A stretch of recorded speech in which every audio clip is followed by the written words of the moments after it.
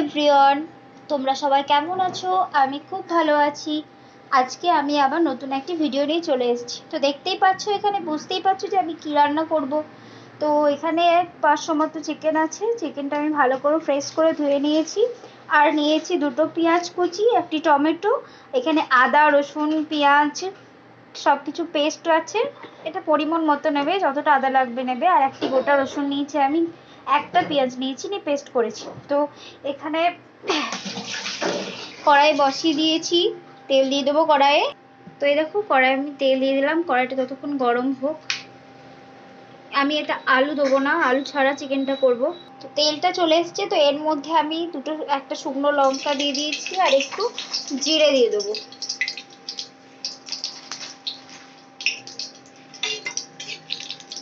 এবার আমি যে কুচনো যে পেঁয়াজগুলো কেটে রেখেছি ওগুলো সব দিয়ে দেবো তেলের মধ্যে।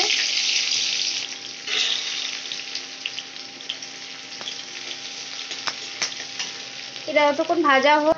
দেখো, পেঁয়াজগুলো সুন্দর লাল লাল করে ভাজা হয়ে গেছে। তো এবার টমেটোগুলো আমি কুচি করে নিয়েছি, টমেটোগুলো দিয়ে দিলাম তেলের মধ্যে।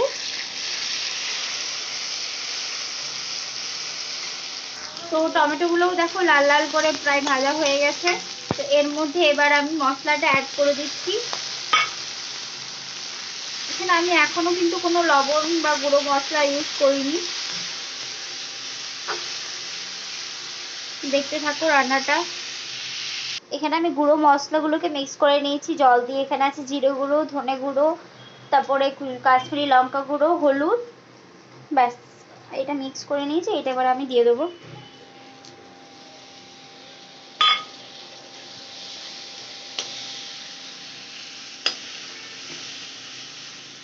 মশলাটা প্রায় কষা কষা হয়ে এসছে। এরপর আমি চিকেনটা দিয়ে দেবো।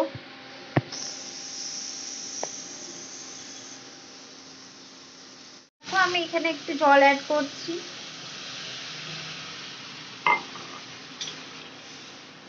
মশলাটা প্রায় কষা হয়ে এসছে, আর একটুখানি হলেই হয়ে যাবে। তারপরে আমি মাংসটা দিয়ে দেবো এর মধ্যে। মশলাটা কষা হয়ে গেছে, এর মধ্যে আমি মাংসটা এবার দিয়ে দেবো।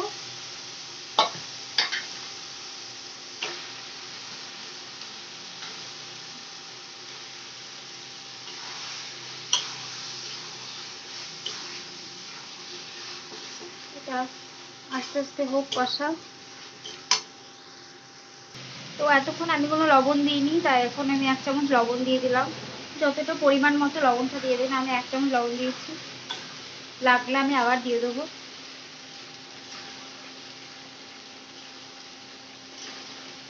দেখো, কালারটাও খুব সুন্দর চলে এসছে মাংস। ফার্স্টে লবণ দিয়ে দিয়ে কি হয়, মাংস থেকে যে রসটা থাকে না ভেতরে, সেই জুসটা বেরিয়ে যায়, যার ফলে না মাংস টেস্ট হয় না। কিন্তু লবণ যদি তুমি পরে দাও, তাহলে মাংস রান্নাটাও ভালো হয়, আর তাড়াতাড়ি মাংসটা সেদ্ধও হয়ে যায়। শুধু দেখো মাংসের কালারটা কত সুন্দর এসছে, জাস্ট অসম যাকে বলে। এখানে আমি কিন্তু কোনো মিট মশলা বলো, চিকেন মশলা বলো, কোনো কিছু ইউজ করিনি।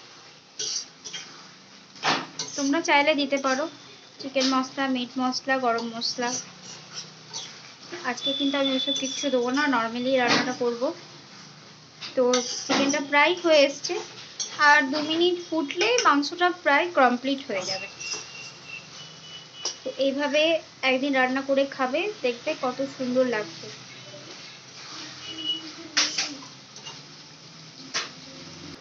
আমার মাংস রান্না কমপ্লিট।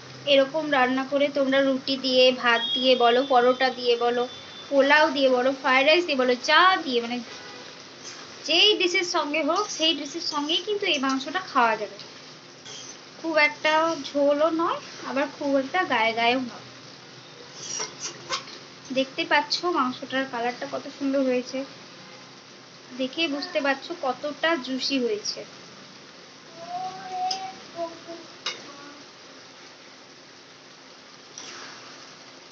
এই দেখো, দেখলেই বুঝতে পারছো যে এটা কত সুন্দর হয়েছে।